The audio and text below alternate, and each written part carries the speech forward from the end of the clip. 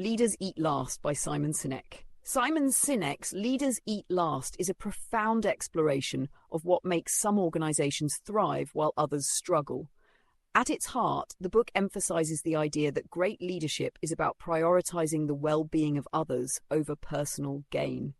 Drawing lessons from biology, history, and modern workplace dynamics, Sinek makes the case that effective leaders create an environment of trust and collaboration, allowing teams to work together harmoniously and succeed. Had a core idea. Putting the team first.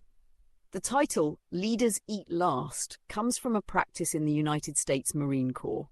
In the Marines, officers eat after their troops. This isn't just a tradition, it reflects a leadership philosophy that prioritizes the needs of the team over individual desires. When leaders show they genuinely care about their people, they create a culture of safety, loyalty, and commitment. This idea serves as the foundation of the book. Leaders who serve their teams inspire trust, which leads to greater success. The science behind human behavior. Sinek explains that human behavior, especially in the workplace, is deeply rooted in biology. 4 chemicals, endorphins, dopamine, serotonin, and oxytocin, play crucial roles in how we interact, work, and lead. 1. Endorphins. These are the painkillers of our bodies. They allow us to push through physical or emotional stress, such as during strenuous tasks or tough times. 2. Dopamine. This is the achievement chemical, released when we complete a goal or receive recognition for our efforts. While dopamine drives progress, over-reliance on it can lead to burnout or unhealthy competition. These first 2 chemicals focus on individual survival and achievement. However, for long-term organizational success, the next 2 chemicals, serotonin and oxytocin, are far more important. But 3. Serotonin. Known as the leadership chemical, serotonin is released when we feel valued or recognized within a group. Leaders who create a sense of belonging help their teams feel appreciated, encouraging loyalty and collaboration. 4. Oxytocin. Often referred to as the love hormone, oxytocin builds trust and deepens social bonds. When leaders foster environments of empathy, oxytocin helps create strong, supportive teams.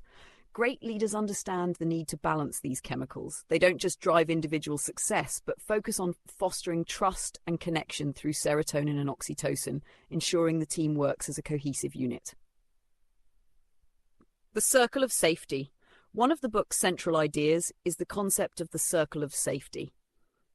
In ancient times, humans banded together to survive external threats, such as predators or rival tribes. Inside their circle, they felt secure, which allowed them to focus on innovation, cooperation, and growth. Sinek argues that workplaces function in the same way.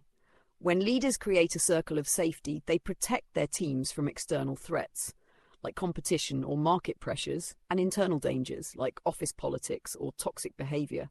This ensures employees feel safe, reducing stress and enabling them to focus on the collective mission.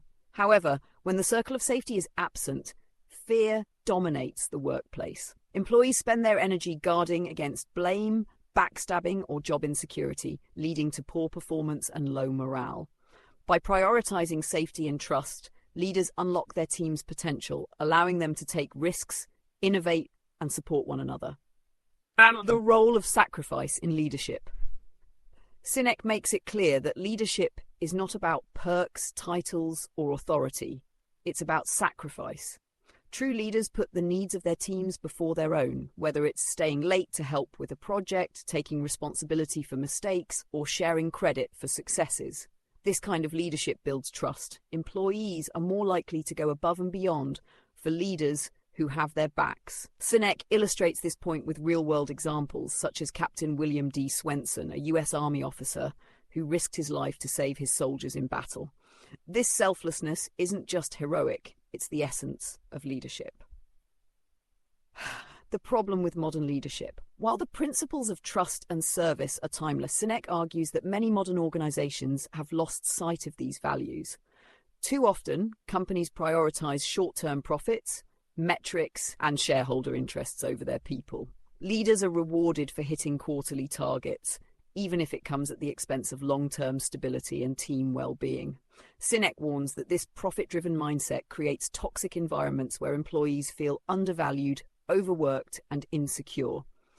In such workplaces, stress levels rise, trust erodes, and productivity plummets. Instead, Sinek advocates for human-centered leadership. He calls on leaders to invest in their employees' development, foster open communication, and prioritize the health of their organizational culture. By focusing on people over profits, companies can achieve sustainable success. Sinek offers several actionable lessons for leaders looking to adopt the principles of leaders eat last. 1. Prioritize the team's well-being. Make decisions that benefit the team as a whole, even if it means personal sacrifice. 2. Build trust through empathy. Listen to your employees' concerns and show genuine care for their well-being. 3. Foster a culture of safety. Eliminate fear by protecting your team from internal and external threats. 4. Focus on long-term success. Don't let short-term metrics overshadow the importance of building a strong, loyal team. 5. Lead by example. Actions speak louder than words. When leaders model trust, empathy, and selflessness, they inspire their teams to do the same. Conclusion. Leadership as a responsibility. At its core, Leaders Eat Last teaches us that leadership is not about being in charge. It's about taking care of those in your charge. When leaders create environments of trust and safety, they empower their teams to collaborate, innovate, and succeed. Sinek's message is a powerful reminder that leadership isn't just about strategy or results, it's about humanity. By putting people first, leaders can build organizations that thrive not just today, but for generations to come. This book is a call to action for leaders everywhere to embrace their responsibility, prioritize trust, and create cultures where everyone feels valued.